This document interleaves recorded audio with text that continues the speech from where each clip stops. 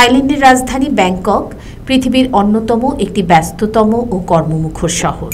প্রায় 15,069 বর্গ কিলোমিটার এ শহরে বিপুল সংখ্যক স্থানীয় অধিবাসী যেমন বসবাস করে, তেমনি বছরে নানা দেশের প্রচুর পর্যটকদের সমাগম হয়।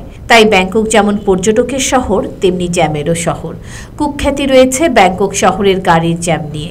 অসংখ্য গাড়ির কারণে ঘন্টার পর ঘন্টা রাস্তায় বসে থাকতে হয় মানুষদের। ব্যাংককের রাস্তা প্রচুর জ্যাম, বাট সবগুলো গাড়ি একদম লাইনে দাঁড়িয়ে আছে। এই কারণেই এখানে বিটিএসটা এত জনপ্রিয়।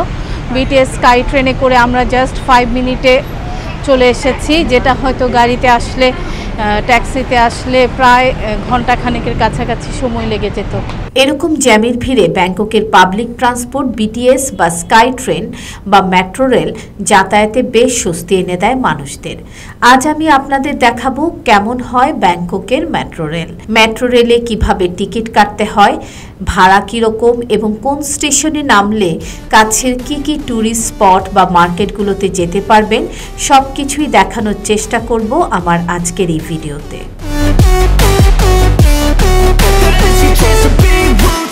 আসসালামু আলাইকুম, আমি সোমা আফরোজ আপনাদের স্বাগত জানাচ্ছি আমার নতুন আরেকটি ভিডিওতে।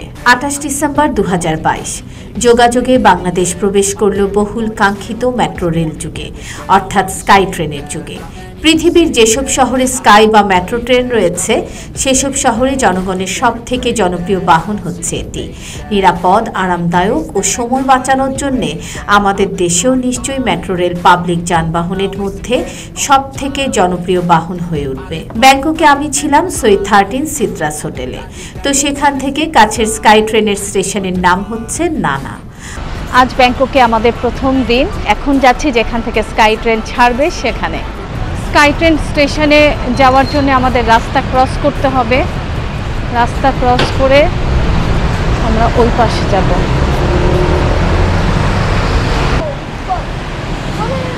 এখন আমরা ফুটপাথ থেকে সরাসরি এক্সেলেটরে করে স্কাই ট্রেন স্টেশনে চলে যাব।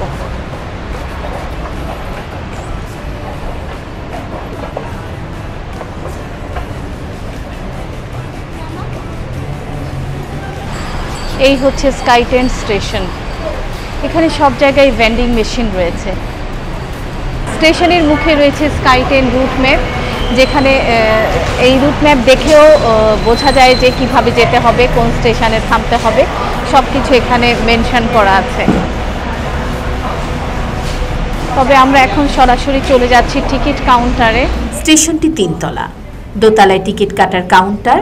ব্যাংককে স্কাই ট্রেনকে বলে বিটিএস বা Bangkok mass transit system. Ticket কাউন্টারে এসে আমরা গুগল ম্যাপ দেখাচ্ছি যে আমরা কোথায় যেতে চাই। এখন সেটা দেখেই আমাদের প্রাইস বলে দেওয়া হবে এবং কোথায় নামবো সেটাও বলে দেওয়া হবে। তো এখানে আমরা টোটাল পেমেন্ট করলাম 80 বাথ 5 জনের জন্য। বাথ দেওয়ার পর আমাদের এরকম একটি ওয়ান টাইম পাস বা কার্ড দেওয়া হবে। এই হচ্ছে স্কাই ট্রেন কার্ড। এখানে কার্ডটি টাচ করার পর অটোমেটিক্যালি গেট খুলে গেল।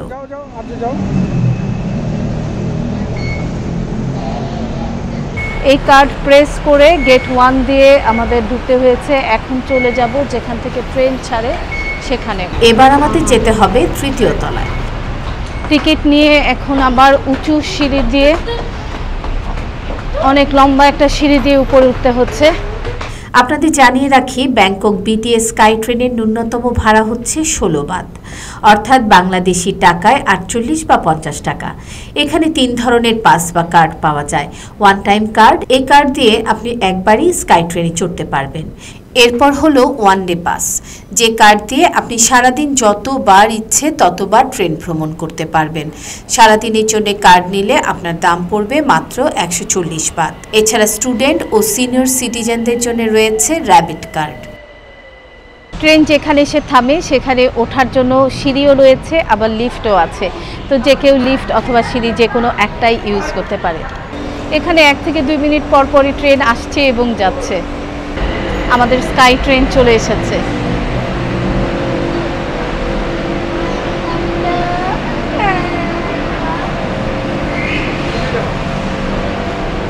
চলো উঠে যাই।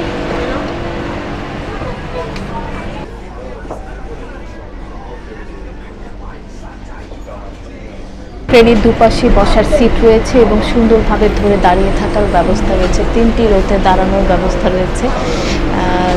দাঁড়িয়ে যেতেও কিন্তু খুব ভালো লাগে, আর চাইলে বসেও যাওয়া যায়। সিটগুলো প্রায় ফিল আপ, তবে অনেকেই গ্যাপ দিয়ে দিয়ে বসে আছে।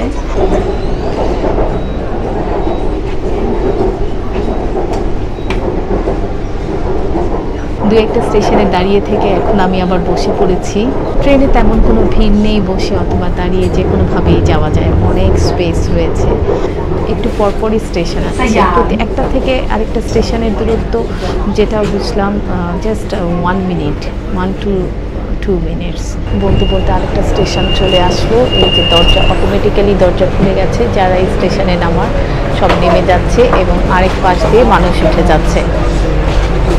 কোনো হুড়োহুড়ি নেই, ধাক্কাধাক্কি নেই, ভিড় নেই, সবাই খুব সিস্টেম মেনে এখানে চলাফেরা করে। গত 5-6 দিন ধরে ব্যাংককে আছি, মানুষ অনেক আছে, রাশ আছে, কিন্তু কোথাও কিন্তু কোনো তাড়াহুড়ো নেই, যেটা বাংলাদেশে দেখা যায়। এখানে সবাই খুব সিস্টেম্যাটিক্যালি চলছে, সবাই সবাইকে জায়গা করে দিচ্ছে যাওয়ার জন্য। কেউ গেলে অথবা রাস্তায় দাঁড়িয়ে ছবি তুললে আরেকজন হয়তো সরে যাচ্ছে, কেউ ডিস্টার্ব ফিল করছে না। আমরা আমাদের স্টেশনে চলে এসেছি। আমরা এখন স্কাই ট্রেনের যে প্ল্যাটফর্মটাতে এসেছি সেটার নাম হচ্ছে অশোক। মেট্রো ট্রেন থেকে নামার পর নির্দিষ্ট স্টেশনে পৌঁছানোর পর এভাবে কার্ড পাঞ্চ করে বের হতে হয়। একবার ভ্রমণের জন্য কার্ড নিয়ে থাকলে সেটি আর মেশিন থেকে বের হয় না। এখানে কার্ড ইনসার্ট করে স্টেশনে ঢুকতে হয়, আবার কার্ড ইনসার্ট করেই বের হতে হয়। একটা কার্ড একজনই বের হতে পারে, দুজন একসাথে বের হতে পারে না। এবার আপনাদের জানিয়ে দিচ্ছি ব্যাংককের কয়েকটি পপুলার ডেস্টিনেশনে যাওয়ার জন্য মেট্রো রেল ব্যবহারের টিপস, যারা ব্যাংককে বেড়াতে যাবেন তাদের দারুণ কাজে আসবে। এয়ারপোর্ট থেকে হোটেল। সুবর্ণভূমি এয়ারপোর্ট থেকে শহরে আসার জন্য এয়ারপোর্টের সবচেয়ে নিচের তলায় নেমে যান। তারপর এক্সপ্রেস ট্রেনে ফায়া থাই স্টেশনের টিকিট কাটুন। এয়ারপোর্ট লিঙ্ক ট্রেনের সবচেয়ে শেষ স্টেশন এটাই। ফায়া থাই স্টেশনে নেমে আপনি স্কাই ওয়াক দিয়ে চলে যান পাশের সুকুমবিত লাইনের বিটিএস স্টেশনে। সেখান থেকে বিটিএসে উঠলে আপনি আপনার হোটেলের কাছাকাছি স্টেশনে নামতে পারবেন।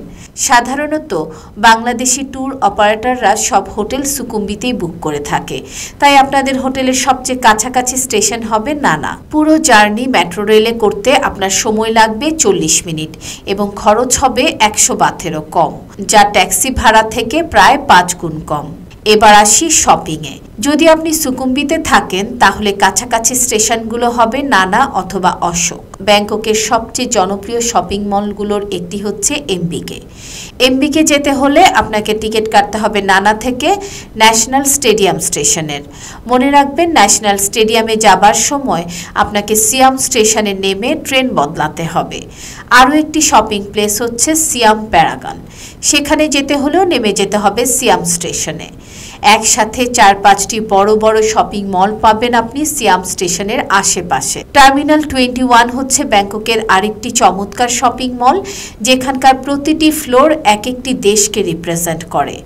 এখানে যেতে হলে আপনাকে নামতে হবে অশোক স্টেশনে। Centre world, Platinum, Big C কিংবা ইলেকট্রনিক মার্কেট পান্তিপ যাবার জন্যে নেমে যান চিদলম স্টেশনে। সেখানে একটি চমৎকার স্কাইওয়াক রয়েছে পুরো রাস্তার উপর দিয়ে। স্কাইওয়াক দিয়ে একটু হাঁটলেই আপনি সরাসরি নেমে যেতে পারবেন সেন্টার ওয়ার্ল্ডে। সেখান থেকে হাঁটা পথেই রয়েছে বাকি মার্কেটগুলো।